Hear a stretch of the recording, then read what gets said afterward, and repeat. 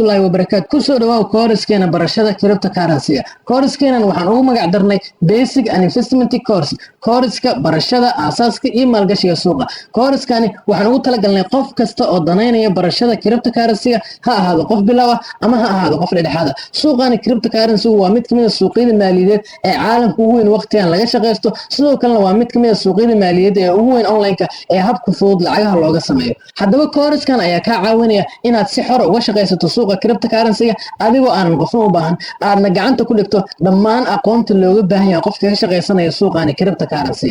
koorskan waxaan kugu bari doonaa 3 qodob oo laf-dhabar ah inaad ka shaqeysato suuqani cryptocurrency. qodobka koowaad wuxuu yahay aasaaska suuqa, fahamka guud ee lacagaha cryptocurrency, habka u shaqeeyaan iyo sida aad uga shaqeysan karto, waana barta laga bilaabo suuqa cryptocurrency. aasaaska ayaan ka dhisi doonaa marka koowaad. marka labaad, maalgashiga suuqa. maalgashigu waa habka ugu faa'iidada badan ee suuqani cryptocurrency lacag looga sameeyo. keliyana cryptocurrency maahan, maalgashigu waa habka ugu fudud ee maanta lagu dhisi karo lacag adag ama dakhli adag. maanta dadka milyaneerada, dadka lacag weynayso shirkadaha waaweyn maxaa ka saaciday inay lacagahan intaan leeg ay helaan? waxa ka saaciday waa maalgashiga. haddaba maalgashiga suuqa ayaan si fudud kugu bari doonaa. qodobka saddexaad ee koorskan aad ku baran doontaan wuxuu yahay habfikirka taban ee suuqa. habfikirka looga baahan yahay qofka raba inuu suuqani cryptocurrency lacag ka shaqeeyo. suuqani cryptocurrency qof kasta ayaa ka shaqeysan karo, balse waxaa muhiim ah inuu la yimaado habfikirka taban ee suuqani cryptocurrency lacag looga sameeyo. waxaan si gaar ah xoog ku saari doonaa koorskan maalgashiga suuqa.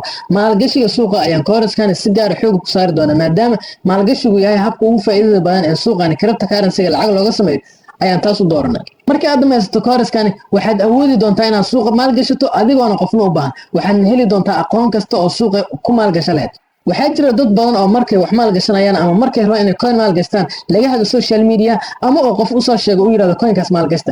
markii coinkaas uu kala soo daato ama lacagtaada ay qasaarto, ma jirto cid qaadaysa mas-uuliyadda ah in lacagtaada qasaarto adiga kaliya ayaa qaadi doona. haddaba wax kasta oo suuqani cryptocurrency ka dhex sameynayso waa inaad aqoon ku salaysaa. haddii aad coin maalgashanayso waa in aqoontaada aad ku maalgashataa. haddii aad coin ka baxayso waa inaad aqoontaada uga baxdaa.